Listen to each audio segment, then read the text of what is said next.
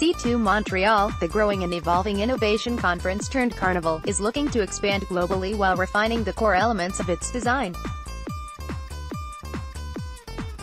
Held each year in a modular warehouse south of downtown Montreal, this year's edition of the conference expanded the scope of its sessions and activities to ensure that attendees were able to access as many activities and workshops as possible.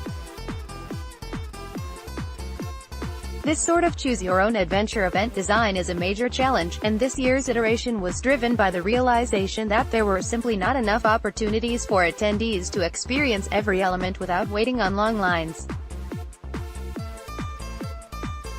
As the so-called festivalization of events continues, C2 is looking for ways to export its formula without compromising on the event experience. Festivalization is just a new fad for the event world to become more relevant, said Richard Street-Pierre, CEO of C2. Everyone almost at C2 does not have an event background, me first. So, why? Because we wanted to reinvent what a moment in time was. So, if we simply tweak what an event should be, well, you don't get this. Skift spoke to St. Pierre on the first day of last week's annual C2 Montreal event about the challenges of reinventing the innovation conference, coping with the growing pains, and the company's growing global aspirations. This conversation has been edited for accuracy and length. Skift, as this conference has grown in recent years, how has your thinking on the variety of programming available changed? Richard Street-Pierre, well, our intent is not to be bigger, but better. I know it's kind of a stereotype almost, but the whole purpose we have here is to create a dialogue. If you look at all the conferences, trade shows, and stuff, they're all about monologues. There's somebody on stage that spills out their truth of some sort. It might not be a wrong, but you have to listen to the oracle, and then you're left on your own to figure out what it means. So, we don't just strive for that way of thinking. We say the participants are intelligent people. They have a voice, they want it heard, and if they interact with each other, it's gonna change the landscape of how those people actually operate. I always use the example of disruption. Everybody talks in the market about disruption, transformation, etc. Then, you have articles, books, I mean, more than you can even think of about it, yet, what does that mean for me? What is disruption for me as a corporation? Well, guess what? People come here and they figure out part of that answer, because they're in labs, they're in master classes, they're in workshops, either in groups or alone. We help them just that little tad more so they can relate to a concept and apply it to their own problem. And that changes completely the dynamic of people that come. Skift, I mean, that's the huge problem with the traditional conference, right? It's like, there's the idea that there are people who know better, and they're up in front of you with the light on them, but the reality is that the people who are attending all have pieces of their own perspective and their own specialties.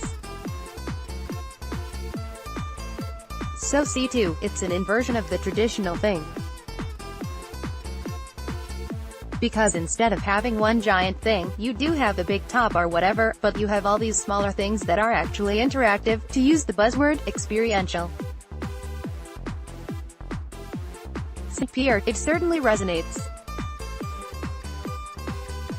You could use however many stats you want, and I can tell you, really, that the actual numbers that we have 3 times the repeat rate of attendees than any conference around the world.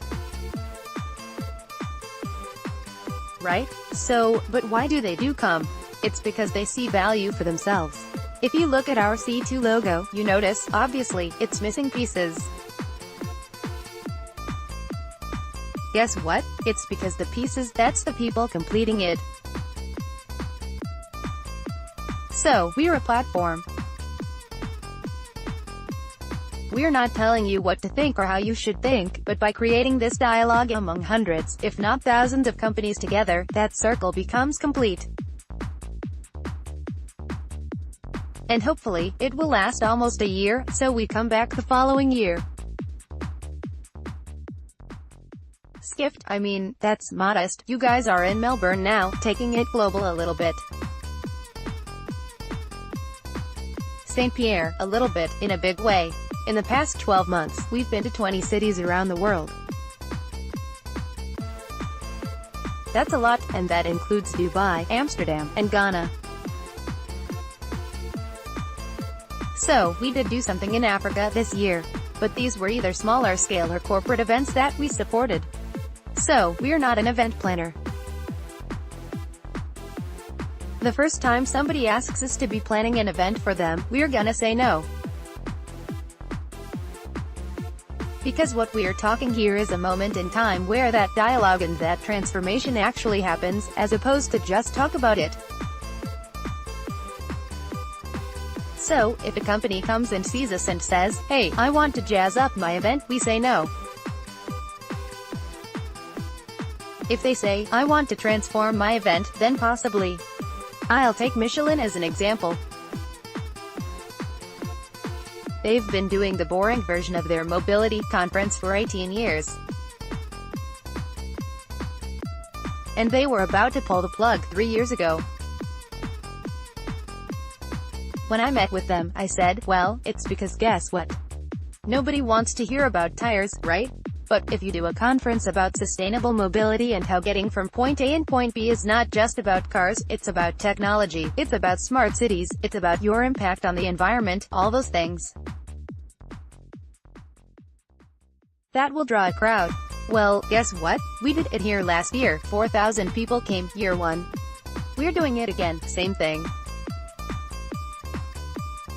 So, there's a thirst in the market for those type of events that C2 fills quite adequately. Every year, we start with a blank slate. We say you should reinvent yourself. Guess what? We apply that rule to us, too. Skift, the festivalization of events is a trend we've been tracking for a few years now.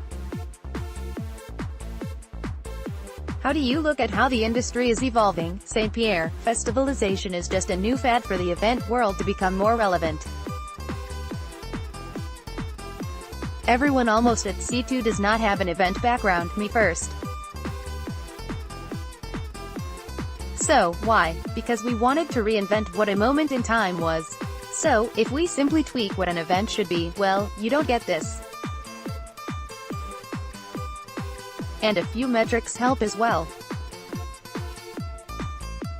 We have a bit more than 100 speakers because people they need inspiration, and it helps get the juices flowing. But there are more than 40,000 spots in collaborative experiences that people will be involved in. So, we're not talking, then, about everyone you see here as visitors. We call them participants for a reason, because they really participate. And this is still a business conference, yet we're gonna be, likely, the #1 trending Twitter handle in Canada.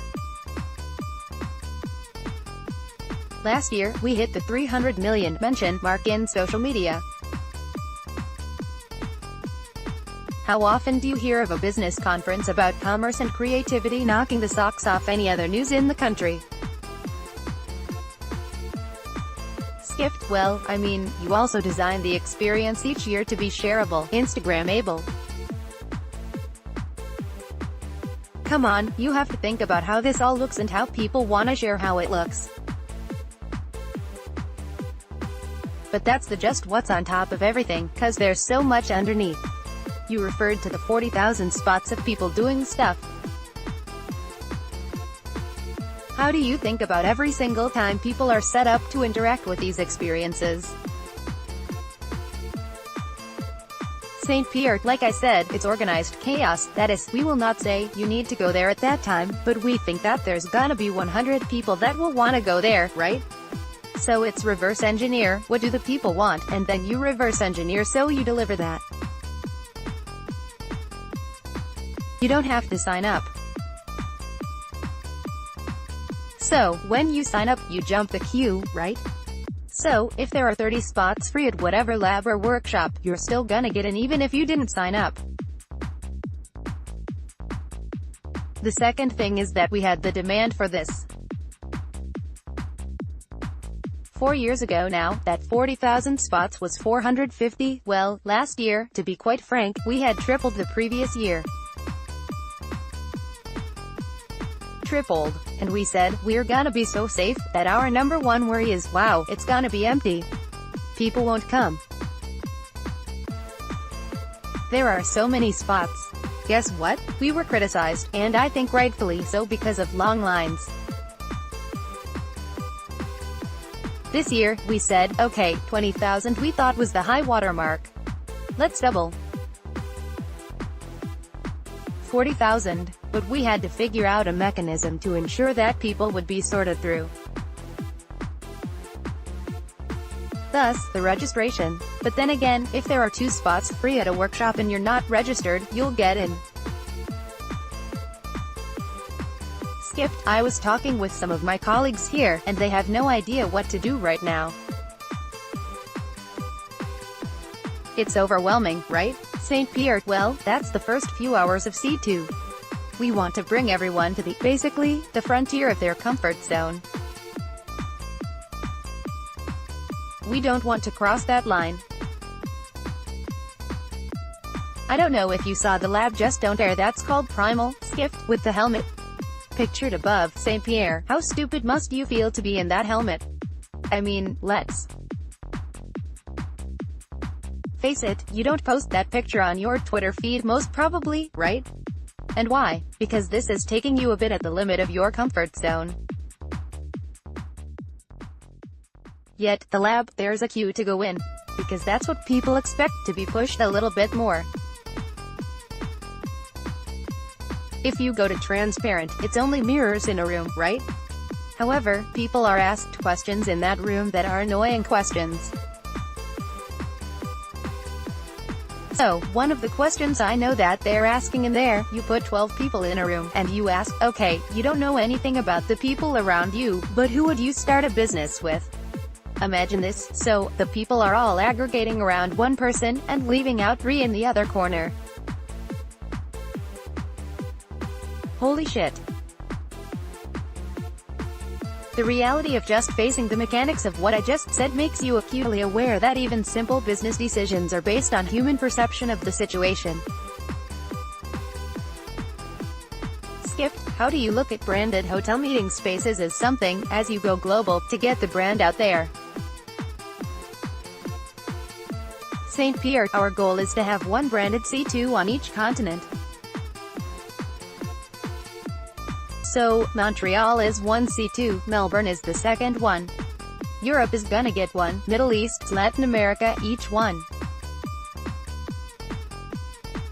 Then what happens the other 362 days a year, if this is 3 days?